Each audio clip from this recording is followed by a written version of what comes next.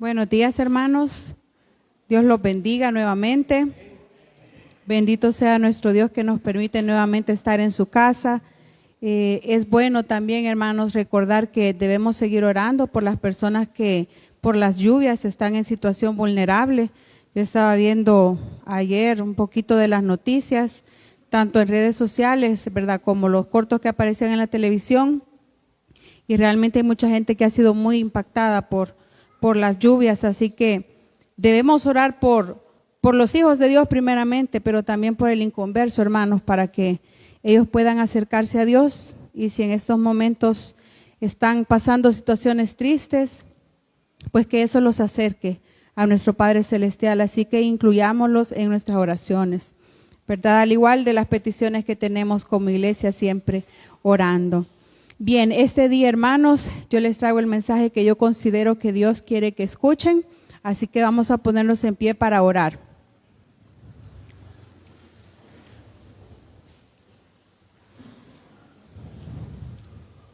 Padre buen Dios, gracias le damos, Señor, en esta hora, porque nos permite, Señor, estar en su casa, Padre, para escuchar de su consejo. Le suplico en el nombre de Jesús que tome el control de su palabra, Señor, que pueda penetrar, Señor, esos corazones, Señor.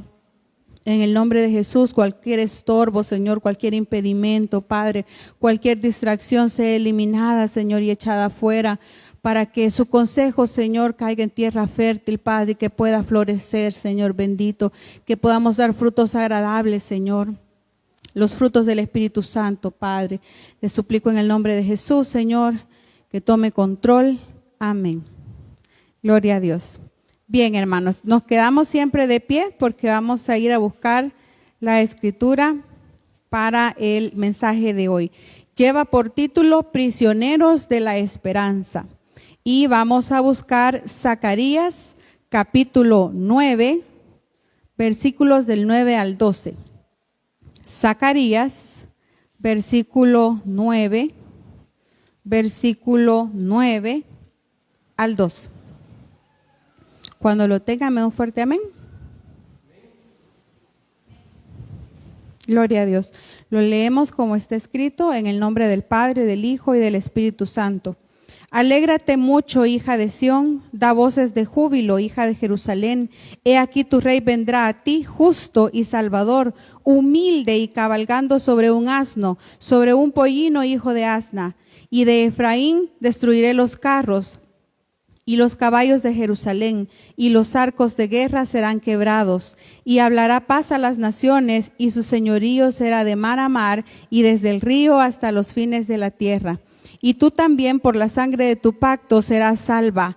Yo he sacado tus presos de la cisterna en la que no hay agua. Volveos a la fortaleza, oh prisioneros de esperanza. Hoy también os anuncio que os restauraré el doble.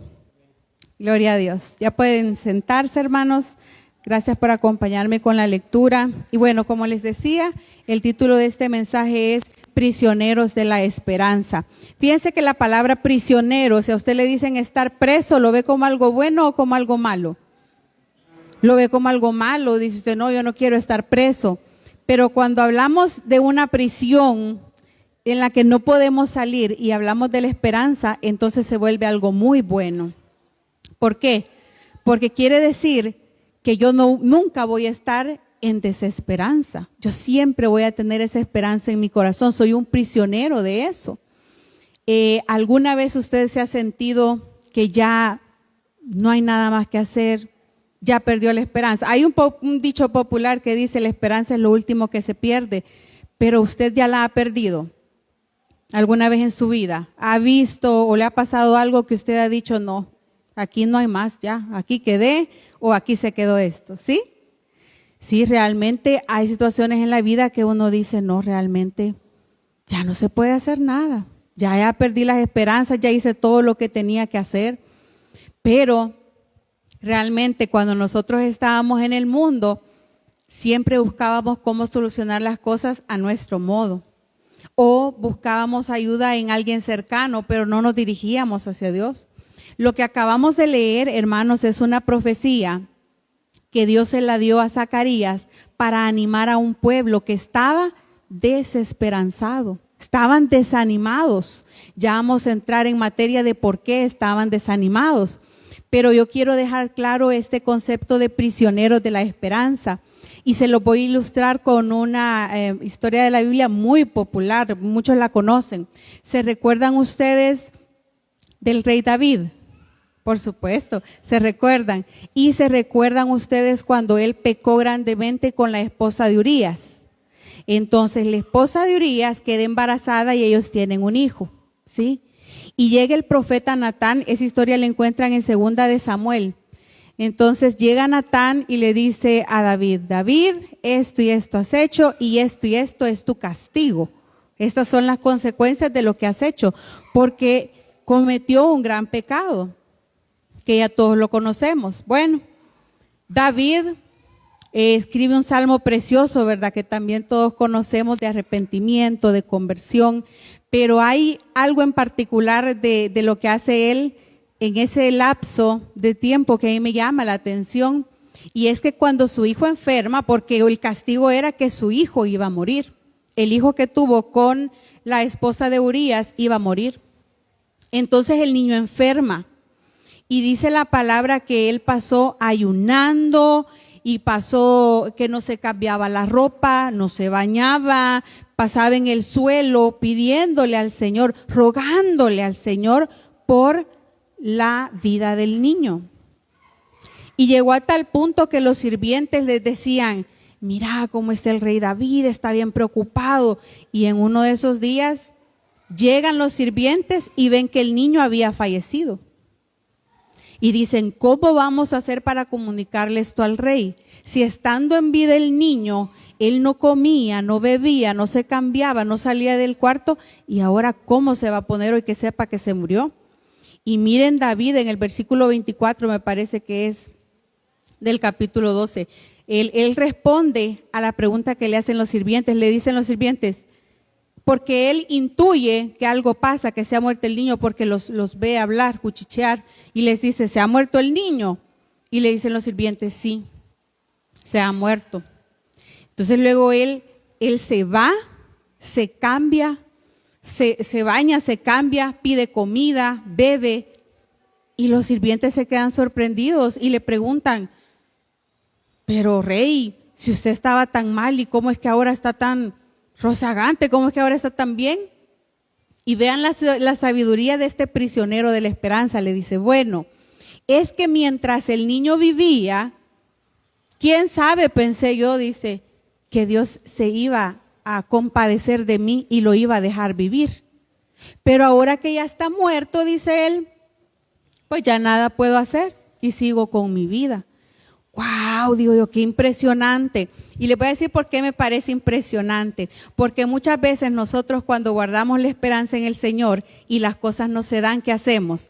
O nos enojamos, o nos deprimimos, o lloramos más de lo que estábamos llorando cuando estábamos pidiendo eso. Pero David fue así como dijo, bueno, yo quería algo con todo mi corazón, le pedí al Señor, pero respetó la soberanía de Jehová. Fue como Job, ¿verdad? Que dijo, Jehová dio, Jehová quitó, y se fue tranquilo. Pero él hasta el último momento esperó a que Dios obrara. Y por supuesto que Dios obró, pero en contra de David, no a favor, porque el castigo por lo que él había hecho, pues tenía que pagarlo. Y yo digo, qué hermoso sería si nosotros como cristianos tuviéramos esa actitud de hasta el último momento esperar en el Señor, no estar confiados en el salario, no estar confiados en el trabajo, en el cónyuge, en el papá, en la mamá, lo que sea, sino estar confiando siempre en Dios. Fuera bueno que nosotros tuviéramos esa actitud de David, tener el corazón de Dios, ¿verdad? Fuera hermoso. Pero entonces cuando se es prisionero de la esperanza, uno no tiene aquel desánimo continuo. No significa que nunca va a sentir usted que está como yendo para atrás en vez de ir para adelante, no. Pero significa que en usted siempre hay una luz. Esa luz que lo anima a seguir, a caminar. Dice usted, la situación está complicada, esto está adverso, pero voy a seguir. Yo sé que Dios va a hacer algo para mí. Yo sé que Dios va a hacer algo por mí. Y usted escucha que hablan por aquí, que hablan por allá, malas noticias aquí, malas noticias allá, que subieron los precios de no sé qué. Y dice un salmo precioso, Salmo 62:5 me parece que es: calle todo dentro de mí, porque en Jehová he puesto mi confianza. Guarde silencio todo lo que esté dentro de mí. Es decir, que nosotros tenemos que dejar de escuchar las voces ajenas y las voces exteriores y comenzar a buscar el rostro de Dios, porque Él es nuestra esperanza. Ciertamente antes de venir a Él no teníamos esperanza de nada, pero ahora sí, ahora somos prisioneros de la esperanza, somos prisioneros de Cristo. No podemos salirnos de eso, ni queremos. Hay una frase que decía en una prenda de vestir: de tu cárcel no quiero salir, decía, porque era el gran amor. Lo mismo nosotros, ¿sí? La esperanza es algo tan bello que nadie va a querer salirse de esa esperanza. Ahora, les decía que lo que leímos en el pasaje fue una profecía que Dios le dio a su pueblo Israel a través de Zacarías. Zacarías fue contemporáneo de Ageo y él nació en el tiempo del exilio. Y el pueblo al que él le dio esta palabra estaba desanimado, tenía desesperanza, y yo les voy a decir por qué. Resulta que el pueblo de Israel por mucho tiempo fue rebelde con Dios. Simplemente no atendía los mandamientos del Señor y comenzaron con idolatrías a Baal, idolatrías a otros dioses, y adulteraron todo lo que Dios había hecho santo. Entonces Dios se enojó tanto con ellos que dijo: bueno, si ellos no me escuchan a mí, yo tampoco voy a escucharlos a ellos. Entonces los dejó caer a manos de Babilonia y de otros enemigos. Entonces viene Babilonia, invade el pueblo de Israel y saquea el templo de Dios. Se lleva todo lo que está dentro, lo saquea y destruyen todo. Y se llevan al pueblo de Israel con ellos cautivos. Eso se lo llaman prisioneros. Cuando están allá, se cumple la profecía de Jeremías, que dijo que ellos iban a pasar 70 años en exilio, fuera de su tierra, pagando las consecuencias de su desobediencia. Pasan 70 años allá, y al cabo de ese tiempo, el rey del imperio persa, Ciro, dice: bueno, ya es hora que vuelvan a su casa. Y le ordena a Zorobabel, que en ese momento era el gobernador del pueblo de Israel, le dice: regrésense y váyanse a su tierra. Cerca de 50,000 personas regresan a Jerusalén después de 70 años de exilio. Y Zacarías nació allá en el exilio, o sea que Zacarías ni siquiera había visto Jerusalén, porque él nació por allá. Cuando este pueblo regresa, ¿se imagina usted cómo eran de desobedientes antes de irse? ¿Y cómo serían de desobedientes hoy que regresaban 70 años después con cultura babilónica? Seguramente iban más rebeldes de lo que se fueron. Pero no todos. Habían unos que todavía eran prisioneros de la esperanza, y a esos llama el Señor en el versículo 12. Volveos a la fortaleza, oh prisioneros de esperanza. O sea que había unos cuantos que sí todavía guardaban en su corazón la esperanza en el Señor. Ahora, la profecía de Jeremías no solo decía que ellos iban a pasar 70 años allá, sino que también eran responsables de reconstruir el templo. Inicialmente, el templo, ¿por quién fue construido? ¿Quién se acuerda? Por Salomón, exactamente. El rey David piensa en hacerle una casa al Señor, pero es Salomón quien la construye con mucha gloria, con mucho lujo. Y los mayores que regresaron de estos 50,000, los más ancianos, vieron el templo cómo estaba ahora de destruido, dañado, y se pusieron a llorar. Entonces estaban muy tristes, ya la esperanza de ellos, créanme, que estaba por el suelo, porque habían visto la gloria pasada y veían los escombros de hoy.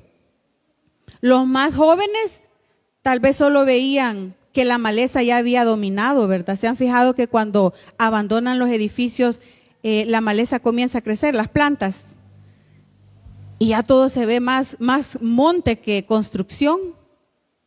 Ahora imagínense ustedes cómo habrán encontrado ellos Jerusalén después de 70 años.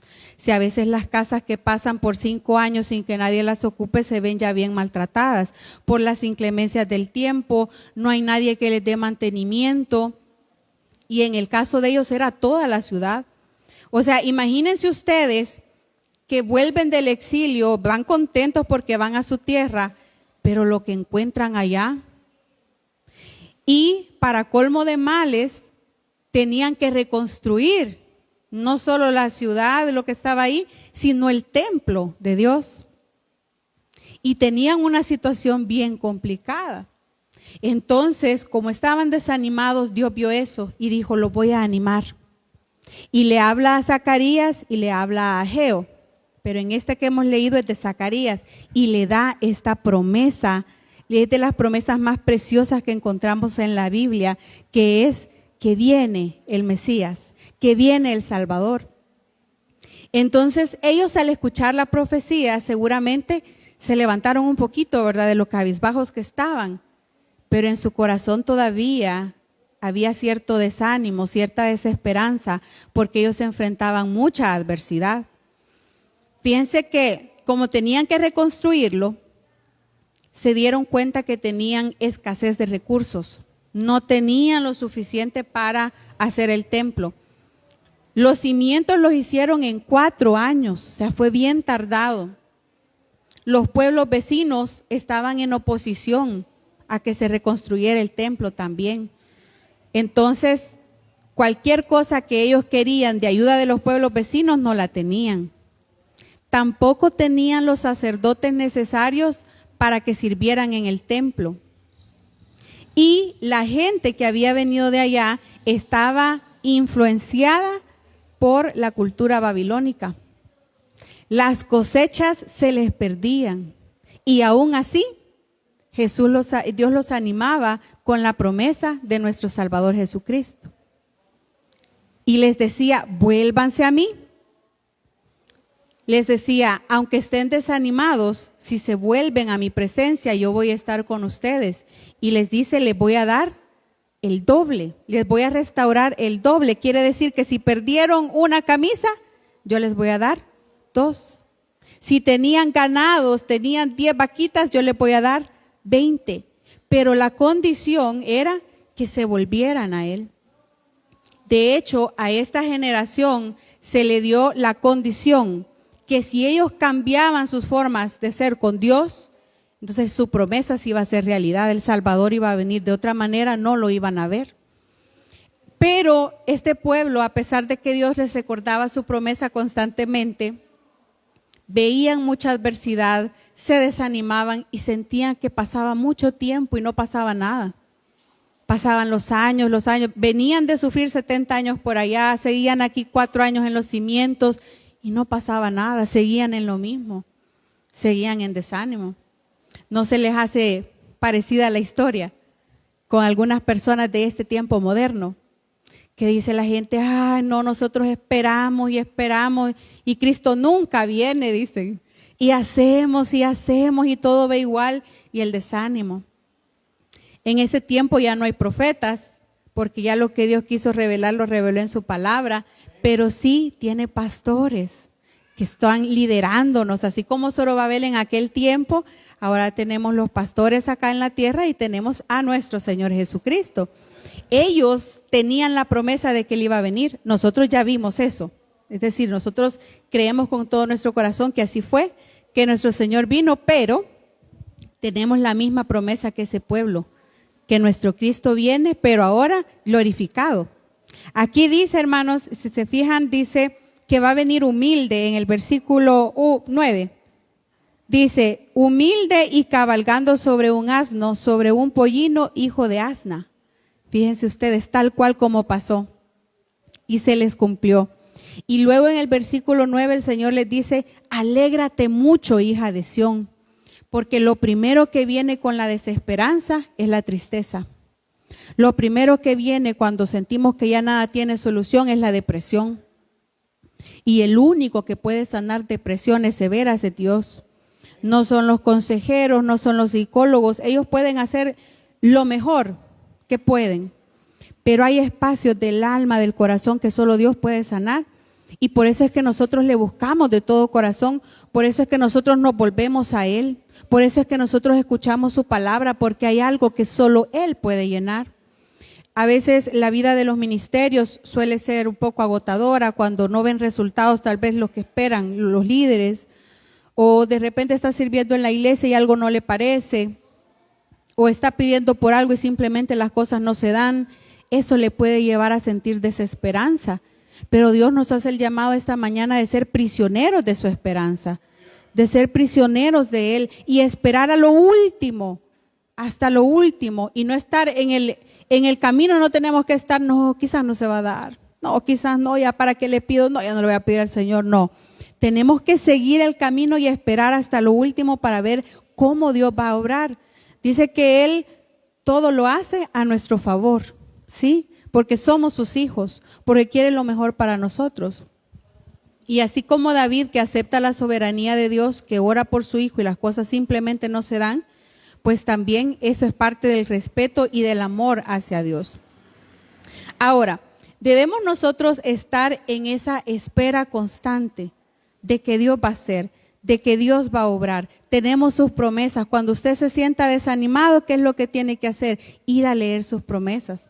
Zacarías y Ageo fueron los impulsadores, los que animaban al pueblo. Vamos, háganlo, construyanlo. Fíjense que al final les lleva cerca de 20 años reconstruir el templo.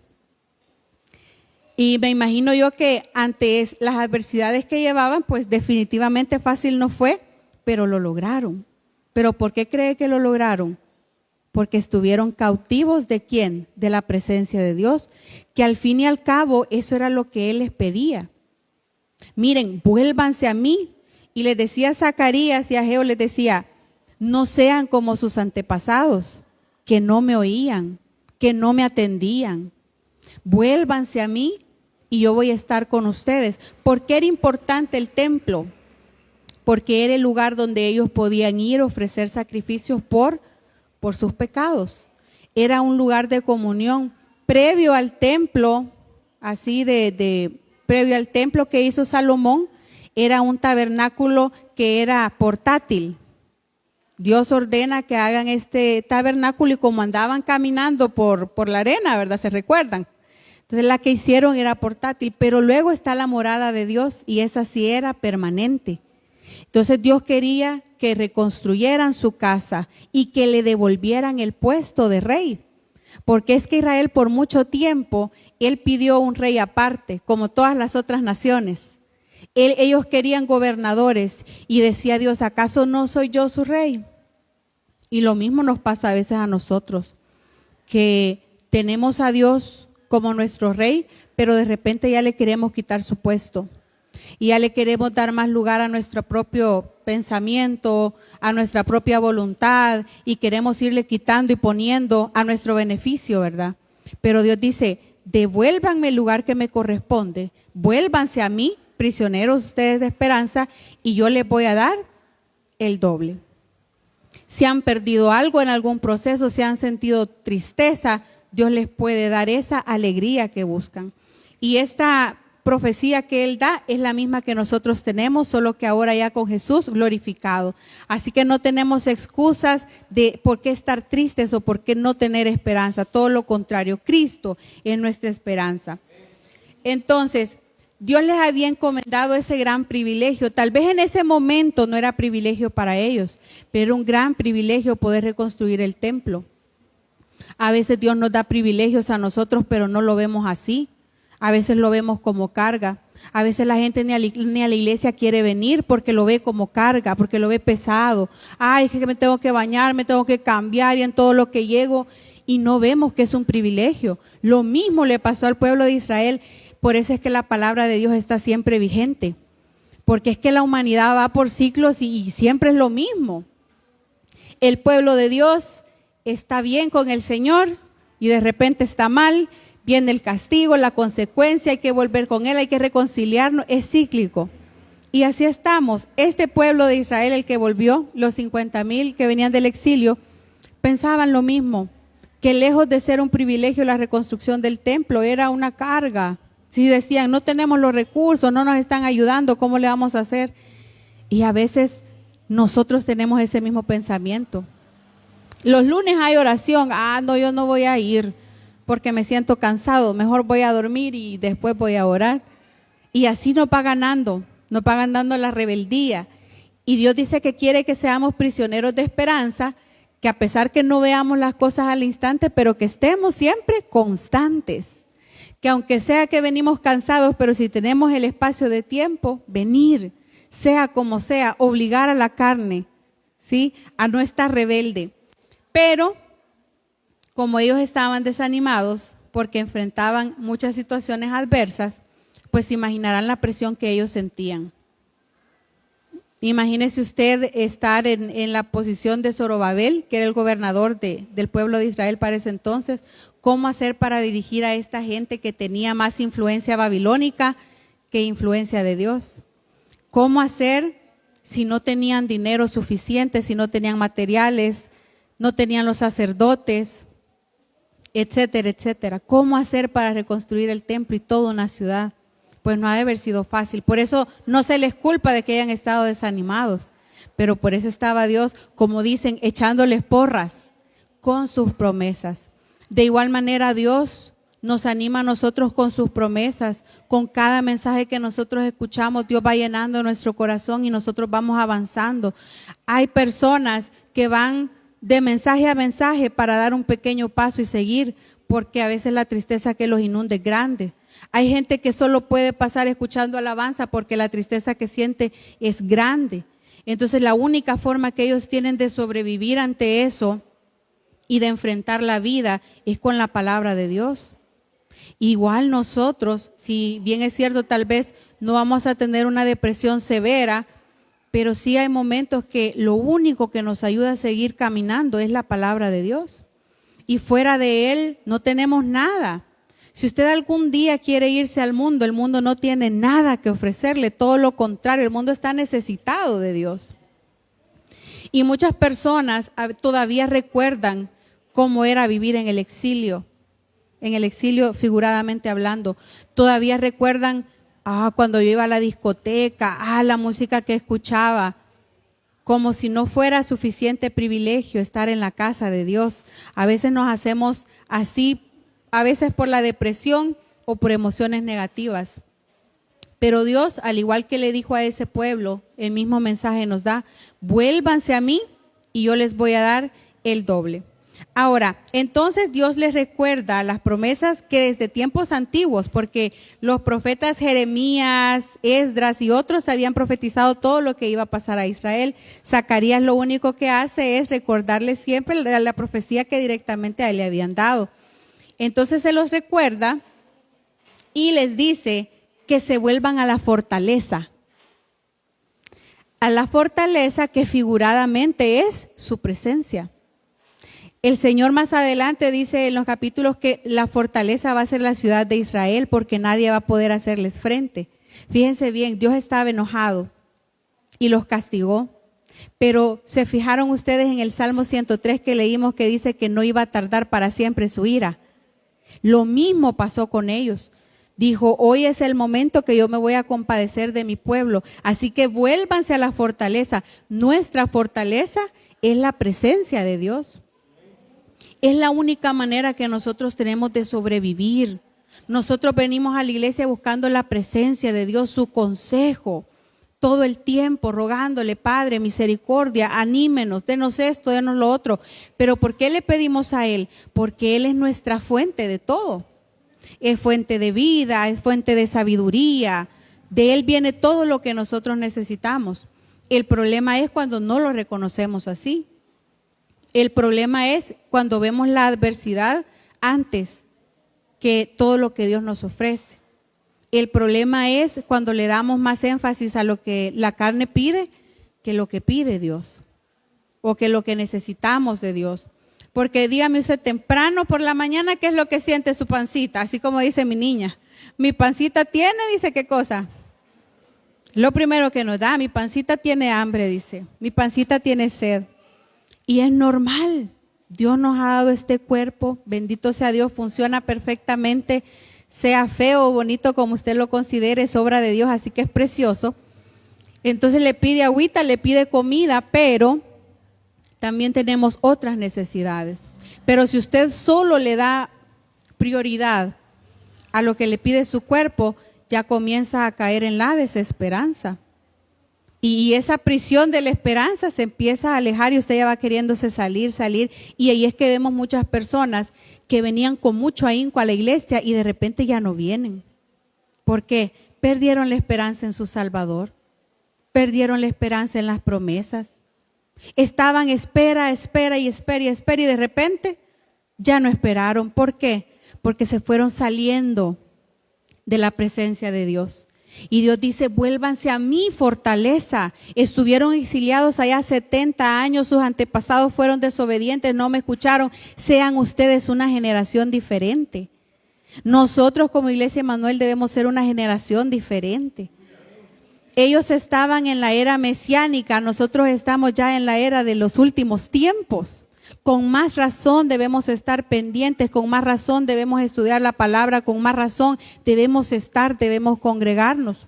Pero al igual que ese pueblo, nosotros tenemos las promesas de Dios, pero también tenemos muchas adversidades. Piense usted en alguna adversidad que tenga y probablemente no va a encontrar una, sino que va a encontrar 2, 3, 4, un montón. ¿Y qué hacen las adversidades? Lo desaniman, le sirven de impedimento.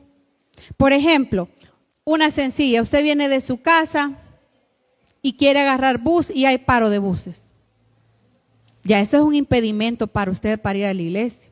Ya se enoja. Y si no hay contentamiento en su corazón, bueno, yo tenía la intención de ir, pero como no hay bus, me quedo. Ya no viene a la casa de Dios. O se iba a bañar en la mañana, no hay agua, no, yo sucio no puedo ir, pues no voy a ir. Pero no busca una alternativa. El prisionero de esperanza ve una adversidad y dice, ok, ¿cómo lo soluciono para llegar a la casa del Señor? Bueno, no hay buses, voy a decirle al vecino que me dé ride, voy a buscar una mototaxi, voy a buscar un Uber, me voy caminando, no tengo dinero, ¿me entiende? No hay agua, unos pañitos mojados, un poquito de bicarbonato y me voy, ¿me entiende? Pero busca cómo solucionar la adversidad. Eso es lo que hace un prisionero de la esperanza. Pero el que está ya más afuera que adentro, ve la adversidad y dice, pues no, hasta aquí llegué, ¿ya para qué? Está la gente que pide mucho por una causa, las cosas no cambian y no actúan como David, ¿verdad? Que David se quedó y dijo, bueno, pues me voy a bañar y voy a ir a comer porque hoy ya estuvo. Dios no me concedió lo que le pedía, bueno, hay que seguir adelante. Y de hecho, en esos mismos días se embarazó nuevamente a la esposa. Él vio hacia adelante inmediatamente. Y eso nos deja también una gran enseñanza a nosotros, que como prisioneros de la esperanza vamos a esperar hasta las últimas instancias para que Dios obre para nuestro bien, pero si la voluntad de nuestro Señor no es lo que pedíamos, sigamos adelante. Lavémonos la cara, cambiémonos ropa y sigamos adelante, adorando a Dios. Pero esa es la actitud de un prisionero de la esperanza. Y hablando de actitudes, vamos a ver algunas que debemos tener como ese tipo de prisioneros de Jesús. La primera es que debemos ser fuertes y valientes ante la adversidad. No podemos estar blandengues ante cualquier cosa que se nos ponga enfrente. Debemos de tener carácter y decir, no, yo esto lo voy a solucionar o lo voy a vencer con la ayuda de Dios, pero voy a salir adelante, voy a obtener la victoria. Pero si usted tiene un carácter diferente a eso, cualquier cosa que le pase, ya, ¿para qué? Ya no hay esperanza para mí. Y se va a empezar a conmiserar, a compadecerse. Y esas no son actitudes que nosotros debemos tener. Quiero que me acompañen a leer Ageo 2, versículos 4 y 5. Ageo, al igual que Zacarías, estaba animando al pueblo, porque ellos estaban desanimados por toda la situación adversa que veían. Ageo capítulo 2, 4 y 5.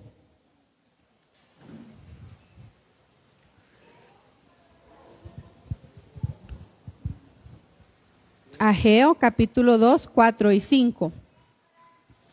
Esas páginas a veces hasta pegadas están en la Biblia, ¿va? Que no las leemos mucho. Solo los salmos y los proverbios. Muy bien, Edwin Miguel, ¿me lee por favor el versículo?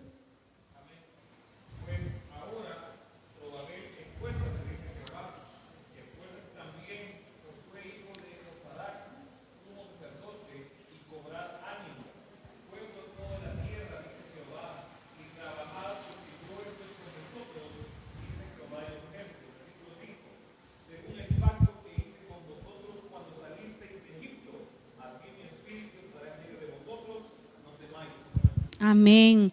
Miren cómo Dios desafía a los líderes de Israel para que vayan y no estén en desánimo. Los líderes en ese momento, ¿quiénes eran? Según lo que acabamos de leer, Zorobabel y Josué. Y les dice, no se desanimen, cobren ánimo, pueblo de Manuel, de Iglesia de Manuel, cobren ánimo. No teman, dice el Señor, porque yo estoy entre ustedes. Vaya, trabajen, vivan, porque yo voy a estar entre ustedes. Si nosotros nos volvemos a esa fortaleza que es Él. Pero si no, el Señor no accede a nosotros si nosotros no le buscamos. Eso debemos de ponerle atención y debemos tener cuidado con eso. Él les decía, no teman de sus enemigos, porque por el pacto yo los voy a proteger, yo voy a estar con ustedes. Y los desafía a eso, que en tiempos de adversidad ellos puedan sentir esa seguridad de Dios. Ahora, ¿nosotros nos encontraremos en tiempo de adversidad?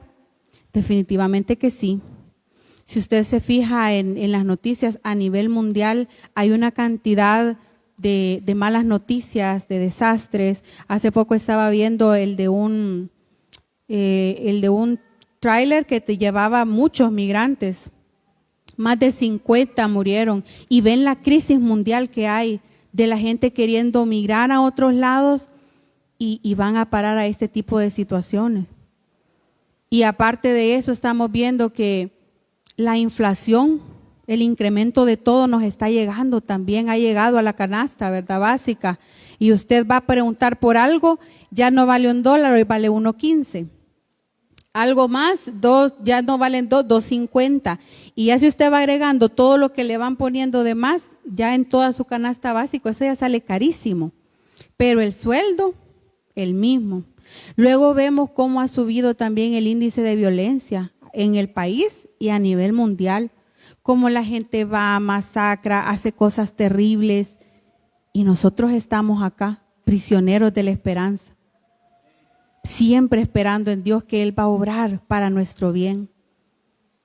Pero con la actitud correcta es la que debemos tener una actitud correcta, ser valientes, buscarle a Él siempre.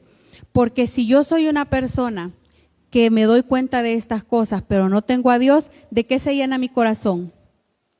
De miedo, de tristeza. Ya hasta la ganas de vivir se le va a la gente con estos niveles de contaminación, esto del calentamiento global. Si usted se pone a estudiar tanta cosa, hermano, usted dice, no, ya estamos perdidos. Ya dice usted, este planeta se fue al traste, ¿sí? Pero luego viene el Señor y dice, aquí está mi promesa, aquí estoy yo, aquí estoy con ustedes. Y nosotros ya cobramos aliento, ¿verdad? Y sí, voy a seguir. Entonces la primera actitud que debemos tener es el de ser fuertes y valientes. Ahora, número 2, aparte de ser fuertes y valientes, debemos resistir. Fíjense que donde vivíamos allá en San Salvador había una ventana que daba a un árbol bien grandote y llegaban muchos animalitos ahí. Y para época de invierno llegaban a resguardarse ahí las palomitas.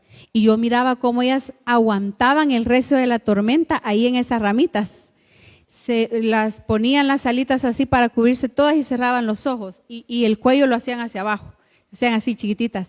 Y aguantaban el recio de la tormenta. Y ya cuando había pasado, ya se sacudían y a volar. Yo digo, qué importante es tener esa resistencia a nosotros también, porque hay días que son malos. Hay temporadas de nuestra vida que son malos. Si usted se pone a recordar en su vida cuántas temporadas malas ha pasado, más de alguna va a encontrar.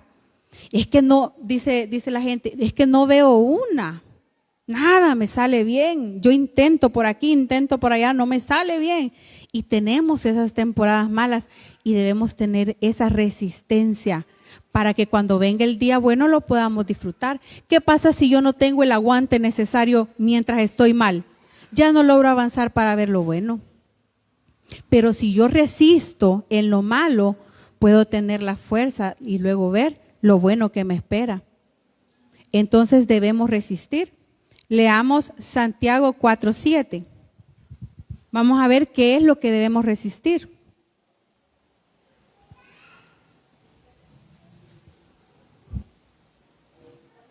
Y ese lo lee, por favor, hermano Elmer.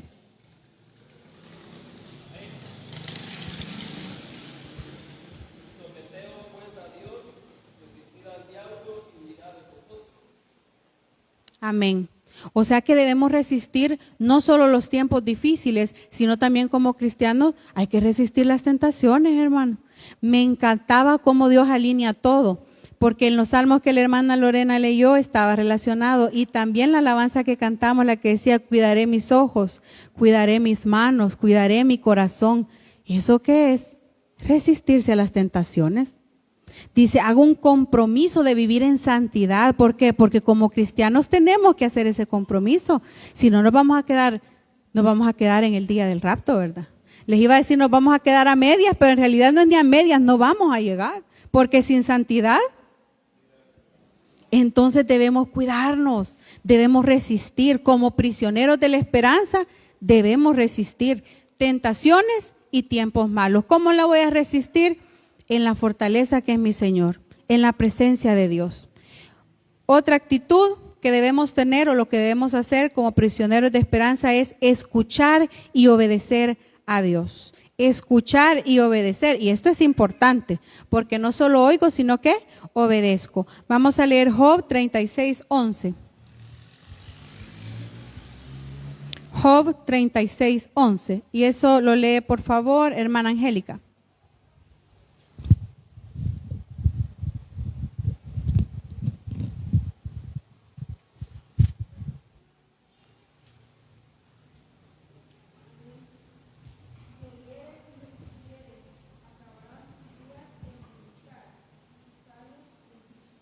Miren, eso lleva promesa, ¿verdad? ¿Cómo dice que vamos a acabar nuestros días?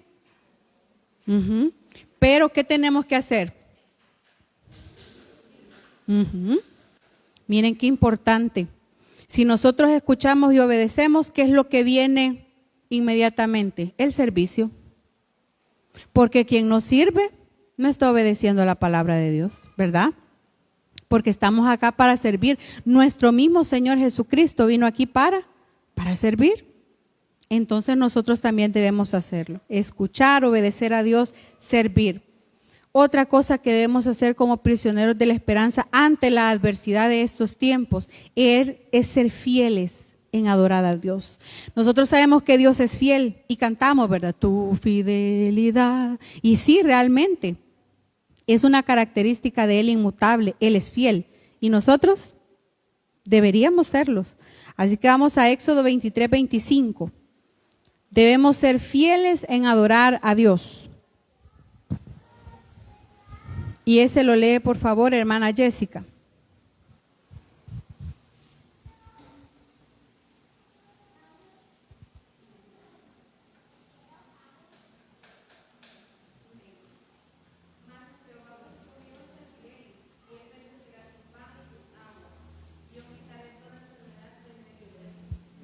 Otra promesa, miren.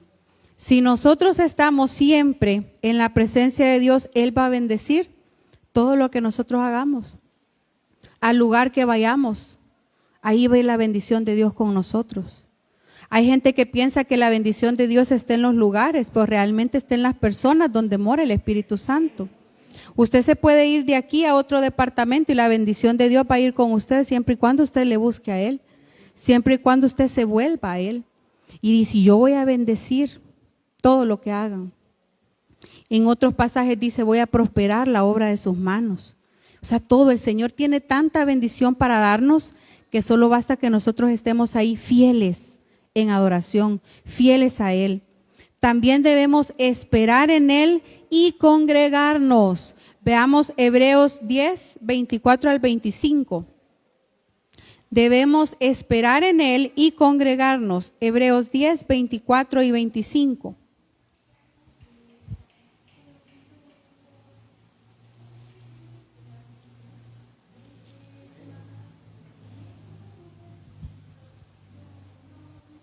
Y lo lee hermana Lorena. No lo encuentro. Veamos acá, hermana Ingrid.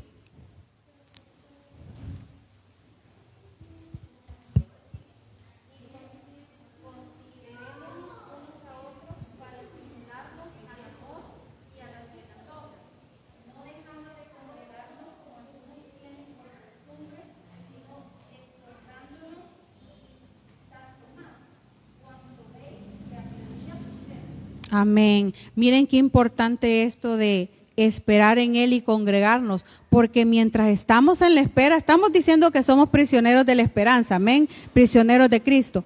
Pero mientras estamos en la espera, ¿qué es lo que debemos hacer?